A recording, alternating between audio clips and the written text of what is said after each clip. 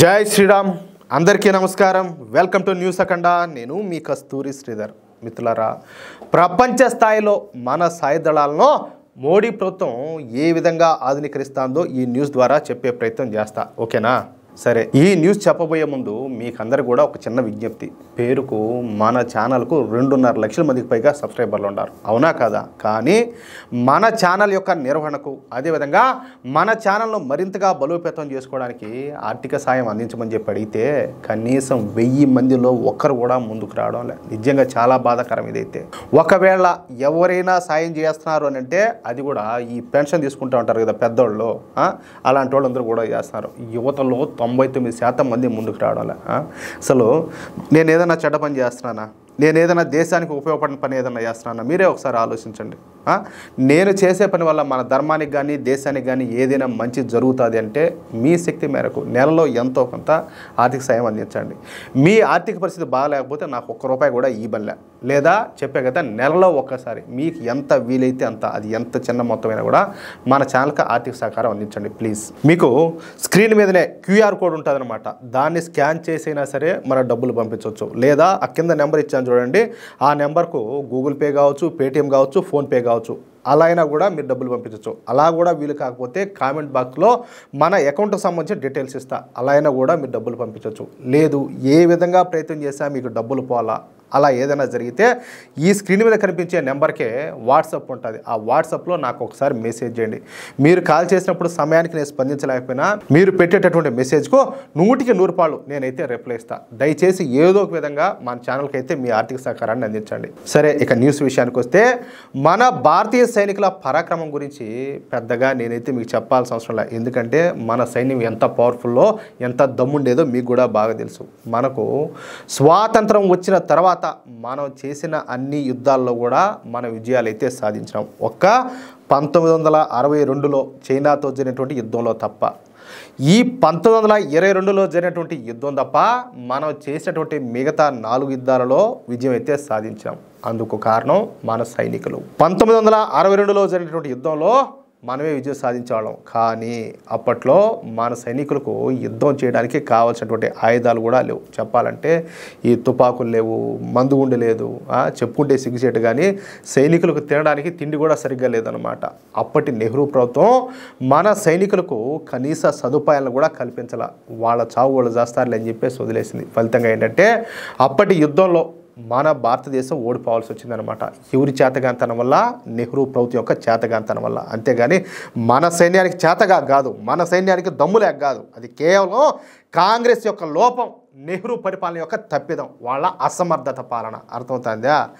ఆ యుద్ధంలో ఆయుధాలు లేక మన వీర సైనికులు చేతులతో ముష్టి యుద్ధాలు చేసి వీరమరణం పొందినారు. ఏం చేస్తారు? ఆత్మాభిమానం చంపుకోలేకపోతే ఒప్పపాయ వదులుకుండేదానికి ఇంకా ముష్టి యుద్ధాలు చేస్తే అవతల వాళ్ళు ఆయుధాలు పెట్టుకొని వాళ్ళు ఏడ లెక్కేస్తారు. ఆడికి మనోళ్ళు గెలుపు దాకా పోయినారు. అర్థమవుతుందా? అదే గనక మనకు అప్పట్లో ఆయుధాలు కనుక ఉండుంటే దీని అమ్మ చైనాను కాదు, దానికి సపోర్ట్ చేసే దేశాలు కూడా వంగదుకి అవతల భారతదేశం మనోళ్ళు. అంత దమ్ము, అంత పవర్ మన సైనికులు సొంతం. ఇక ఈ క్రమంలో చైనా మన దేశంలో 38,000 చదరపు కిలోమీటర్ల ప్రాంతాన్ని దురాక్రమించిందనమాట.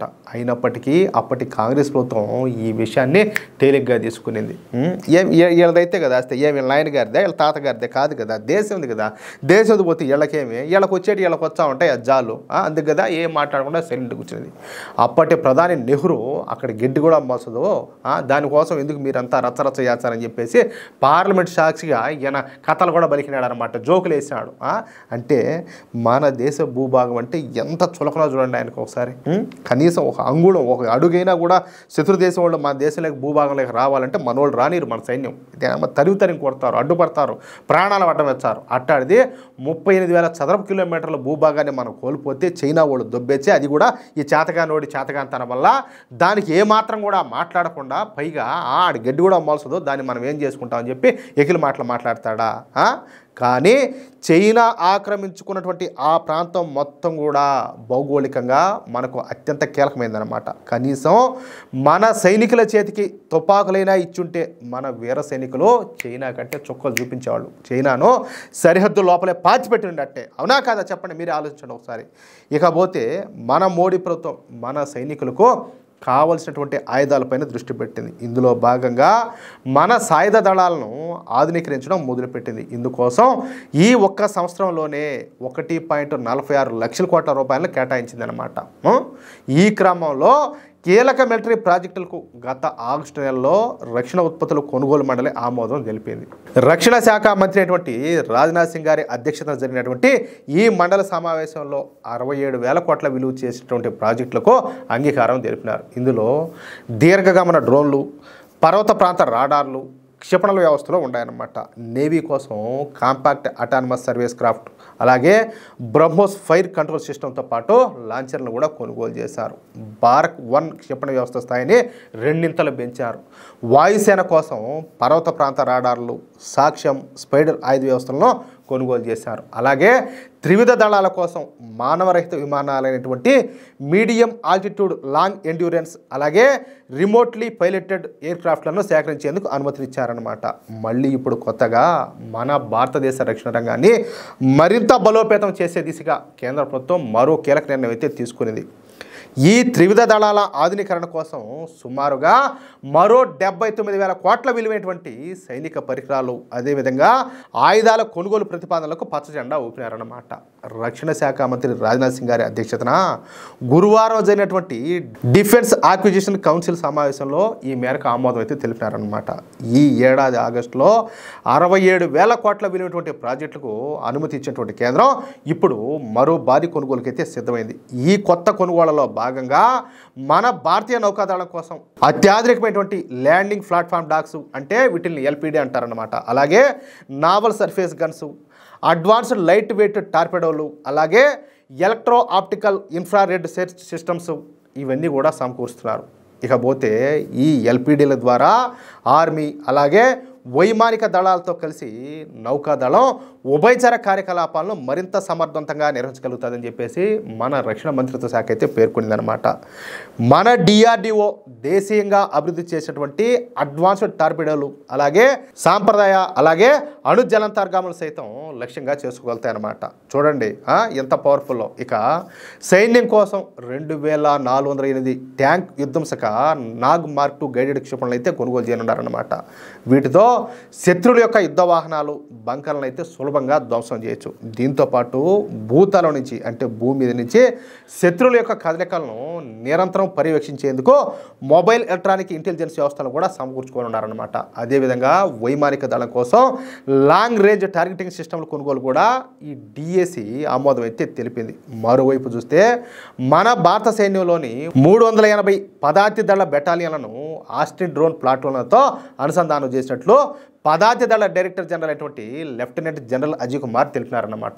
సరిహద్దుల్లో సైన్యం యొక్క పోరాట సామర్థ్యాన్ని పెంచే ఆధునీకరణలో భాగంగా ఈ చర్యలని కూడా చేపట్టినట్టు ఆయన తెలియజేశారన్నమాట.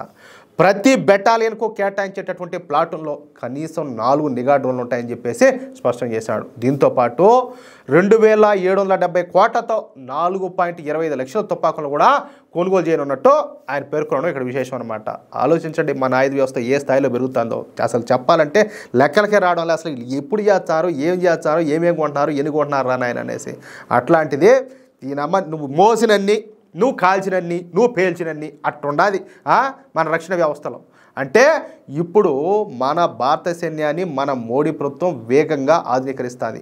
ఒకేసారి 3 యుద్ధాలు చేసే విధంగా మన సైన్యాన్ని అయితే తయారు చేస్తున్నారు. భవిష్యత్తు తరాలను దృష్టిలో పెట్టుకొని మన మోడీ ప్రభుత్వం ఇప్పటించే ఈ ఆయుధాలను తయారు చేస్తానడం విశేషం అనమాట. ఇప్పుడు నేనుండాయా, నా దమ్ముండది, కానీ చేతుల్లో ఆయుధాలు లేవు. ఏది ఆ 1962లో అప్పుడు మనోళ్ళు సైనికులు కదా యుద్ధం చేసేట్టు నేను ఏమైనా ముష్టి యుద్ధం చేయాలా? అదే నాకు గనక సరైన ఆయుధాలు దొరికితే ఎట్లుంటుందా? బేభత్సం. ఆ ఒత్తడు శత్రువు అనేవాడు వచ్చ ఆటోమేటిక్గా మన పేరు తలసాలంటేనే కారిపోవాలి ప్యాంట్ ఏమిటి అట్టుంటుంది. మనకు సరైనటువంటి ఆయుధ వ్యవస్థలు ఉంటాయి. అలాంటి ఆయుధ వ్యవస్థలు అన్నింటిని కూడా ఈరోజు మోడీ ప్రభుత్వం మన సైన్యం కోసం సమకూరుస్తుంది. అంటే ఒకేసారి 3 యుద్ధాలు చేయగలిగినటువంటి సామర్థ్యం, శక్తి, ఆయుధ వ్యవస్థలన్నీ కూడా మన వాళ్ళ కోసం సమకూరుస్తారు. అది దమ్ముండే పరిపాలన అంటే. వీళ్ళు మళ్ళీ మాట్లాడతారు బీజేపీ ఏం చేసింది, మోడీ ఏం చేశాడు, మీ వాళ్ళు అంతా పీకి కట్టలు కట్టి అంతా ఆడ ఉట్టబెట్టున్నారు కదా, మీ వాళ్ళ సిగ్గన్నాలే మళ్ళీ మాట్లాడేదానికి బతుకులు జడ. మిత్రులారా, ఈ న్యూస్ కనుక మీకు నచ్చినట్లయితే ఖచ్చితంగా ఈ న్యూస్ నలుగురికి షేర్ చేయండి. అలాగే ప్రతి ఒక్కరూ కూడా మీ యొక్క అమూల్యమైనటువంటి అభిప్రాయాలను కామెంట్ రూపంలో తెలియజేయండి. ఇంకో విషయం ఏంటంటే, ఇంతవరకు మీరు కనుక మన ఛానల్ను సబ్స్క్రైబ్ చేసుకున్నట్లయితే ప్రతి ఒక్కరు కూడా మన ఛానల్ను సబ్స్క్రైబ్ చేసుకోండి, సపోర్ట్ చేయండి ప్లీజ్. జై శ్రీరామ్, జై హింద్.